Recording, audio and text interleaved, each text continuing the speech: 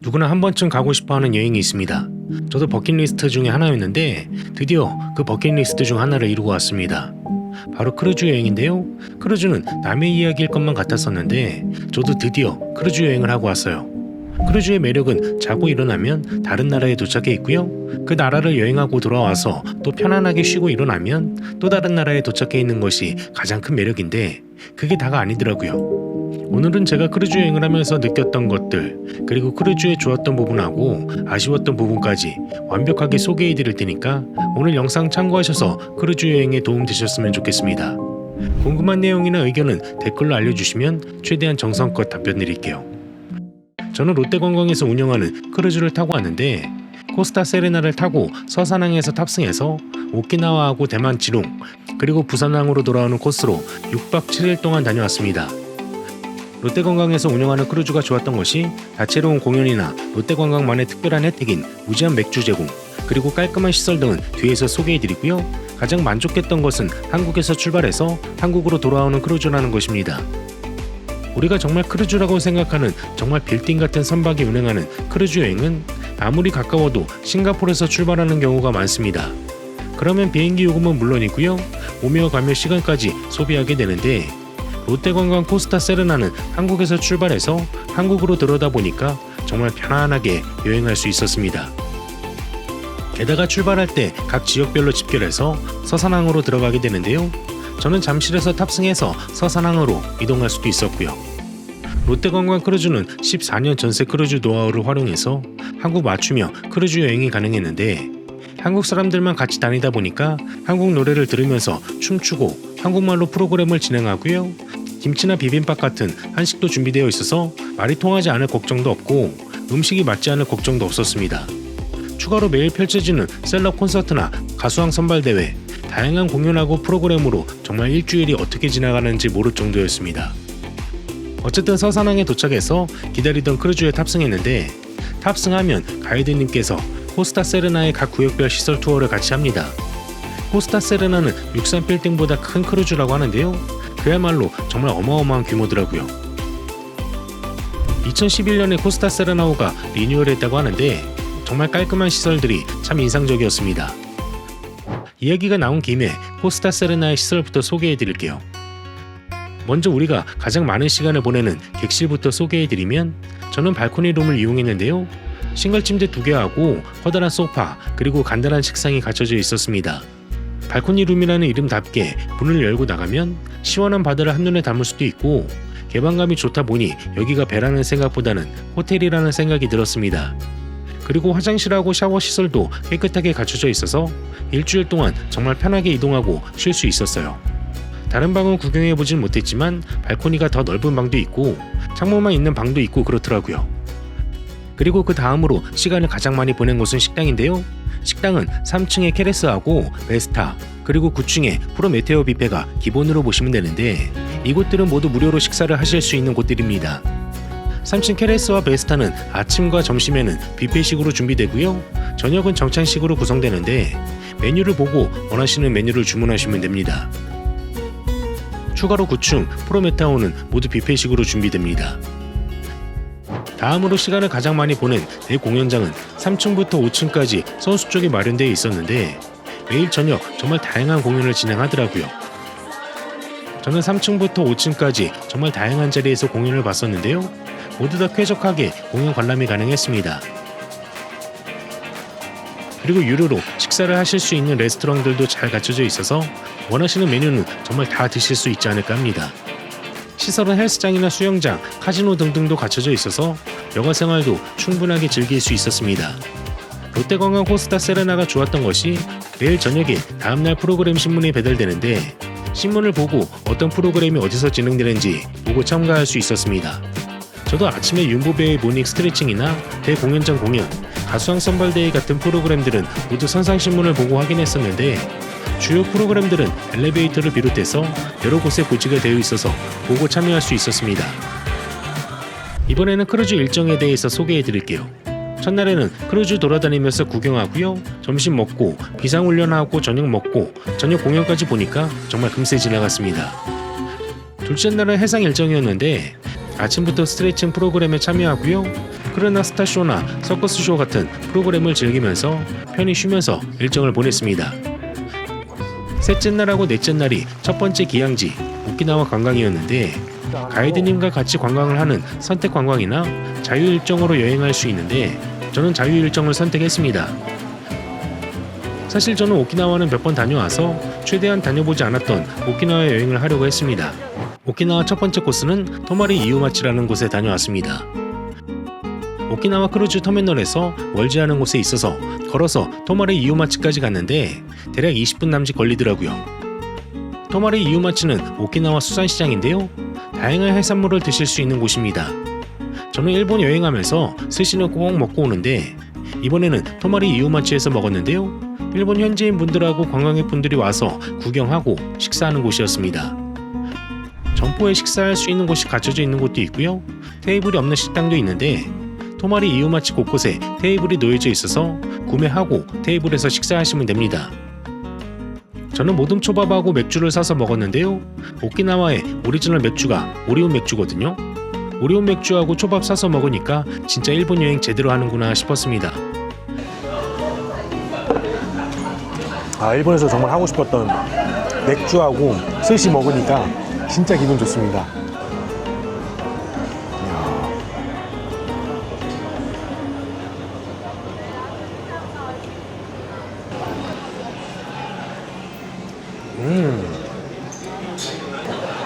굉장히 맛있게 먹었습니다. 저는 여기 너무너무 맛있어서 지금 뭘 또 더 먹을까 한번 둘러보려고 하는데요. 그 오키나와에 오시면 토마리 이유마치에 꼭 한번 와보세요. 뭔가 이제 구경하는 재미도 있고 먹는 재미도 있고요. 그런 아주 멋진 곳입니다. 토마리 이유마치는 그리 큰 수산시장은 아니지만 깔끔한 일본 현지 수산시장 구경하는 재미도 있고요. 먹거리도 다양하게 드실 수 있는 곳이었습니다. 다음으로 간 곳은 나미노우에 비치였는데 앞에서 소개해드린 토마리 이유마치에서 20분 정도 걸렸습니다. 사실 날씨가 좋으면 이곳에서 해수욕도 좀 하려고 했는데요. 비가 많이 내려서 해수욕장 분위기는 좀 아쉬웠습니다.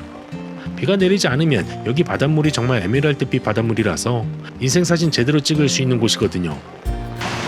비가 계속해서 내리고 있는데 여행을 하다 보면 비가 오는 날도 있고 눈이 오는 날도 있고 맑은 날도 있는데 너무 덥지 않고 걷기에는 괜찮습니다. 운동화 젖어도 괜찮습니다. 내일 크루즈에서 말리면 되니까요.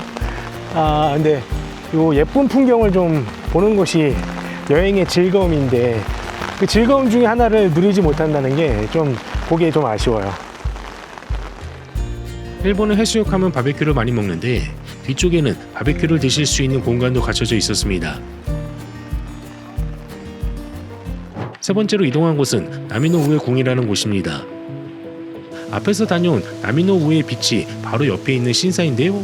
이때부터 정말 비가 퍼붓기 시작해서 정말 오키나와의 새로운 모습도 보고 왔습니다. 나미노우의 궁은 앞에서 말씀드린 에메랄드빛 바다를 볼 수 있는 신사로 유명한 곳인데 비가 이렇게 쏟아져서 에메랄드빛 바다는 다음번으로 미뤄야 했습니다. 이곳 나미노우의 궁도 그리 큰 신사는 아니지만 오키나와의 대표적인 신사이면서 현지인들이 어떤 종교 생활을 하는지 일본의 신사는 어떤 모습인지 보실 수 있어요. 이 나미노우의 궁은 언제 생긴지는 알 수 없다고 하는데 땅의 신하고 바다의 신에게 기도를 하면서 평온한 생활을 기원했다고 합니다. 나미노우의 궁을 둘러보고요. 오키나와의 중심지로 이동했는데 네 번째 코스는 국제거리입니다.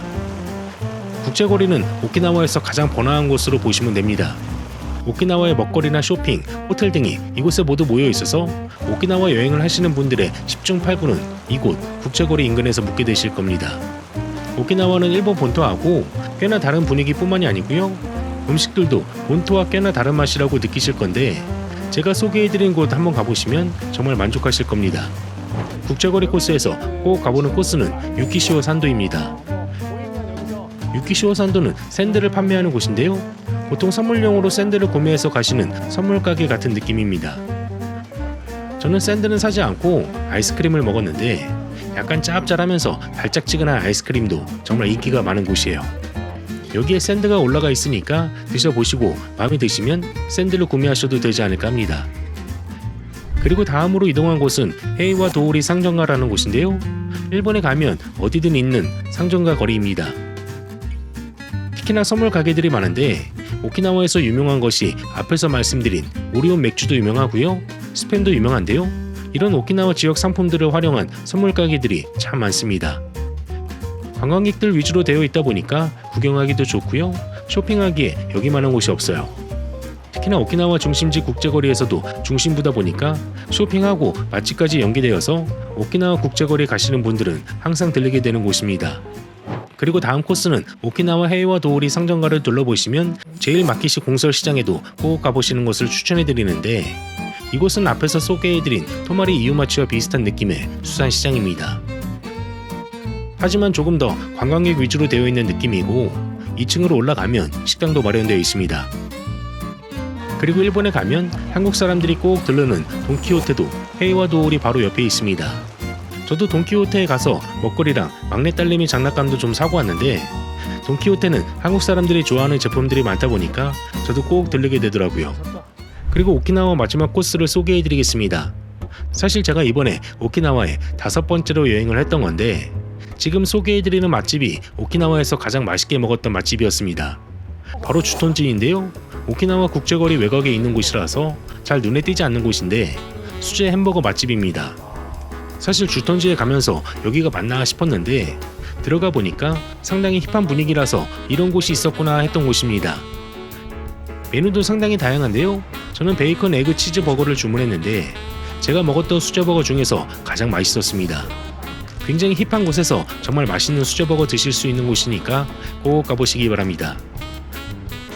네, 주톤즈라는 곳에서 햄버거를 먹었습니다. 야, 이거는 제가 먹었던 수제 햄버거 중에서도 가장 맛있었고 오키나와에서 먹었던 음식 중에서도 가장 맛있게 잘 먹었습니다. 여기 안 왔으면 굉장히 아쉬울 뻔했네요. 추가로 일본은 어디나 마찬가지지만 현금만 지불 가능한 곳이 꽤나 많아서 환전은 필수로 해가셔야 한다는 점 말씀드립니다. 그리고 크루즈로 들어갈 때 오키나와 현청에서 셔틀버스를 준비해 주셔서 셔틀버스를 타고 크루즈로 이동했습니다. 다음날 오전까지 오키나와 기항지 관광이었는데 첫날 저는 제가 가고 싶었던 대부분의 관광지를 돌아다녀서 둘째 날은 코스타 세레나오에서 좀 쉬었습니다. 오후에는 다음 기항지로 출발했는데요. 코스타 세레나오 수영장에서 수영도 하고 가수왕 선발대회 예선도 구경하고요. 공연도 보면서 하루를 마무리할까 했는데 롯데관광만이 제공하는 고급 파티가 열린다고 해서 가봤습니다. 근데 이 고급 파티가 장난이 아니더라고요. 아까 롯데관광 코스타 세레나오는 한국 맞춤형 크루즈라고 말씀드렸잖아요. 한국 노래가 나오고요. 번쩍번쩍 조명까지 갖춰지니 정말 모두가 신나게 흔들면서 노는데 다들 정말 대단하시다는 생각밖에 들지 않았습니다. 고급 파티는 정말 신나고 즐길만 하니까 코스타 세레나오에 탑승하신다면 고급 파티 꼭 참가해보세요. 이제 벌써 5일차입니다. 5일차는 대만 기행지 여행인데요. 사실 이날도 비가 예정되어 있었는데 전날 너무나도 쏟아부어서인지 여행할 때 날이 확 깨더라고요. 대만의 지룽이라는 항구 도시에서 관광하는데요. 저는 이번에도 자유 일정을 선택했습니다. 나름대로 대만에서의 여행 계획을 짰는데 날이 맑다 보니까 일단 걸어서 여행하기로 했는데요. 첫 번째 목적지는 정빈어항이라는 곳을 목적지로 정하고 이동했습니다. 그런데 가다 보니 뭔가 문화재 같은 느낌이 들어서 둘러보니까 식당하고 카페를 운영하는 곳이더라고요. AI로 돌려보니까 지룽 요새 사령 관저라는 곳이었는데 대만이 일본 식민지 때 만든 적산 가옥이었습니다. 짧은 영어로 구경하고 촬영하는 것을 허락하고 둘러봤는데 관리가 정말 잘 되어 있더라고요. 실제로 식사가 가능한 곳인데요. 구석구석 돌아보면서 사진 찍고 한참 구경했습니다. 그리고 나와서 보니 다른 문화재 구역도 보여서 보니까 이곳이 차원 역사 문화 원구라는 곳이었습니다. 청나라 시대부터 일제강점기 그리고 중앙민국 시대에 이르는 지룽의 군사하고 항구 역사를 담고 있는 곳이라고 하는데 간단하게 둘러보고 다음 코스로 이동합니다. 정빈어항까지는 항구에서 걸어서 30분 정도 걸리는 곳이었는데요. 가다 보니 사람들이 줄 서서 뭔가 기다리더라고요. 딱 봐도 맛집인 것 같아서 저도 줄 서서 먹었는데 구운 찐빵 같은 느낌이었는데요. 이거 정말 맛있었습니다. 젠바오 왕이라는 곳이었는데 대만 현지인들이 줄 서서 기다리는 이유가 있더라고요. 대만 지룽에 가면 정말 또 먹고 싶은 맛이었습니다. 네, 손짓 발짓 해가지고 군만두를 샀습니다. 설명을 해주셨어요. 뭐 캐비지가 들어있고 오니언이 들어있고 해가지고 하나씩 샀는데 저는 이번에 그 대만이 2번째 여행이라고 말씀은 드렸지만 그전에는 패키지 같은 여행, 단체 여행이라서 이제 현지인 분들하고 이렇게 부딪힐 만한 그런 기회가 많지 않았거든요. 근데 제가 오늘 여행하면서 지금 군만두 하나 사고 편의점에서 물 하나밖에 안 샀지만 이 두 군데에서 정말 웃으면서 이렇게 응대를 해주시는 게 정말 감동입니다. 뭐 무슨 말인지는 몰라요. 근데 뭐라고 알겠습니다 혹은 뭐 어서 오세요 뭐 이런 말이지 않을까 하는데 굉장히 좀 웃으면서 이렇게 응대를 해주시는 걸 보니까 저도 다음번에 우리나라에서 누군가 외국인이 뭐 말을 하거나 그러면 웃는 모습으로 좀 응대를 해야겠다 그런 생각을 해봤습니다. 대만 분들 아주 친절하네요. 감동했습니다.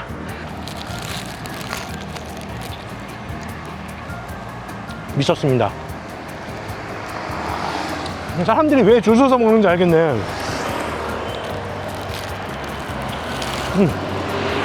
와, 너무 맛있어. 그리고 드디어 정민어항에 도착했는데요. 정민어항은 약간 인스타 감성 느껴지는 항구로 보시면 되는데 알록달록한 건물들하고 조용한 항구가 어우러져서 사진 찍고 싶어지는 사진 맛집이었습니다. 사실 이곳에 카페나 식당들도 있어서 카페에 앉아서 구경해도 좋고요. 이곳에서 잠시 구경하다가 다음 코스로 이동했습니다. 역시나 도보로 10분 정도 걸리는 거리인데요. 다음 코스는 허핑다오 공원이라는 곳입니다. 허핑다오 공원은 지질공원으로 보시면 되는데 대만에서 유명한 예루 지질공원 같은 느낌이었지만 훨씬 한적해서 예루 지질공원보다 만족했던 곳입니다. 한 바퀴 둘러보는 데는 대략 30분 정도 걸리는데 예루 지질공원은 안쪽까지 들어가 볼 수 있지만 허핑다오 공원은 내부까지는 들어가 보지는 못하더라고요. 하지만 바다와 함께 정말 이색적인 지질공원을 둘러보면서 힐링하기 참 좋았습니다. 진짜 멋지다. 다음은 택시를 타고 이동했는데요. 중정공원이라는 곳으로 이동했습니다. 기름타워 플레이스. 대만 지룡 기항지가 좋았던 것이 항구가 오키나와보다 시내에 있어서 바로 도보로 이동 가능하다는 점입니다. 허핑다오 공원은 조금 떨어져 있긴 하지만 중정공원부터는 크루즈 터미널 바로 앞이라서 정말 편하게 도보로 이동이 가능합니다. 어쨌든 중정공원은 약간 나지막한 산에 조성되어 있는 공원인데 정상에 올라가니 주보단이라는 커다란 건물이 있더라고요. 1층에는 중원문화관이라는 전시관도 있어서 같이 둘러보고 지룡 시내 조망할 수도 있었습니다. 사실 저는 지룡타워도 가고 싶었는데 9월까지 공사라서 입장이 불가했다는 점도 참고 부탁드립니다. 다음 코스는 지룡 랴오커우 야시장입니다. 대만도 야시장이 잘 되어 있는데 사실 밤이 아니더라도 야시장 구경이 가능합니다. 랴오커우 야시장에서 정말 현지 분위기 제대로 나는 곳에서 골라 드시면 되는데요. 제가 정말 맛있게 먹었던 곳들 소개해 드릴게요. 첫 번째는 아와초면이라는 곳입니다. 여기는 면 종류를 판매하는 곳인데 저는 모든 카레 볶음면을 주문해서 먹었습니다. 카레로 면을 볶은 건데요. 여기에 채소하고 새우, 어묵이나 스팸, 돼지간 같은 다양한 재료를 넣어서 만들어서 씹는 맛도 있고요. 상당히 맛이 좋더라고요. 현지인분들이 와서 식사하는 곳인데 저도 정말 맛있게 먹었습니다. 그리고 다음으로 이동한 곳은 위안동 파오파오빙이라는 아이스크림 가게로 갔는데요. 대만이 좀 습하고 더웠는데 쉬면서 정말 맛있게 잘 먹었습니다. 야시장에는 다양한 먹거리도 판매를 하고 있고 볼거리도 많으니까 꼭 가보시기 바랍니다. 대만 지룡에서는 그리 긴 시간 보내지는 못했지만 날씨가 좋아서 정말 알차게 돌아다녔어요. 추가로 대만도 일본과 마찬가지로 현금 지불만 가능한 곳이 많아서 환전이 필수라는 점 참고 부탁드립니다. 다시 크루즈로 돌아와서 저녁 먹고 저녁 시간에는 역시나 다양한 프로그램 구경하고요. 마무리를 했습니다. 다음날 6번째 날은 해상 관광하는 날이었는데 아침 먹고 수영장에서 신나게 수영하고 놀았는데요. 롯데관광 크루즈의 대표적인 프로그램인 가수왕 선발대회 결승전을 해서 구경했습니다.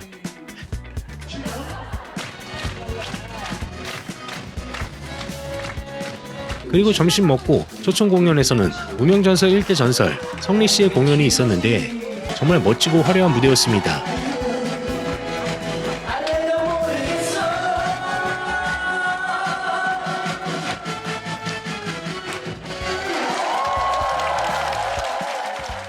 이렇게 마지막 밤이 저물고 쉬다 보니까 어느덧 부산항에 도착하는 날이 왔는데요. 일주일 동안 먹고 자고 놀면서 정들었던 크루즈와 헤어지는 게 조금 아쉽게 느껴졌습니다. 마지막으로 크루즈 준비물에 대해서 간단하게 소개해드리면 일단 가볍게 돌아다닐 수 있는 옷과 수영장에서 입을 수영복, 그리고 기항지의 날씨에 맞는 옷과 우산이 필요합니다. 추가로 크루즈의 각각의 파티에서는 드레스 코드가 있어서 해당 드레스 코드에 맞춰 가시면 더욱 즐겁게 크루즈 여행을 즐기실 수 있지 않을까 합니다. 이렇게 해서 6박 7일 동안 다녀왔던 롯데관광 코스타 세레나 크루즈 여행에 대해서 소개해드렸는데 어떠셨나요? 크루즈에서 다양한 프로그램 즐기면서 휴양하고 자고 일어나면 어느덧 새로운 여행지에 도착하고요. 여행하고 또다시 크루즈에서 쉬고 즐기면 새로운 여행지에 도착하는 특별한 여행, 우리 구독자분들도 꼭 한번 해보시기 바랍니다. 추가로 아래 더보기란에 링크로 들어가셔서 요청사항에 빵이네TV라고 가입하시면 10만원 추가 할인을 받으실 수 있으니까 특별한 혜택 받아가시고 즐거운 여행하시면 어떨까 합니다. 내용이 괜찮았으면 좋아요와 구독하기 그리고 알람 설정까지 부탁드립니다. 빵이네가 구독자님들의 즐거운 여행을 응원합니다. 빵이네 여행은 계속됩니다. 감사합니다.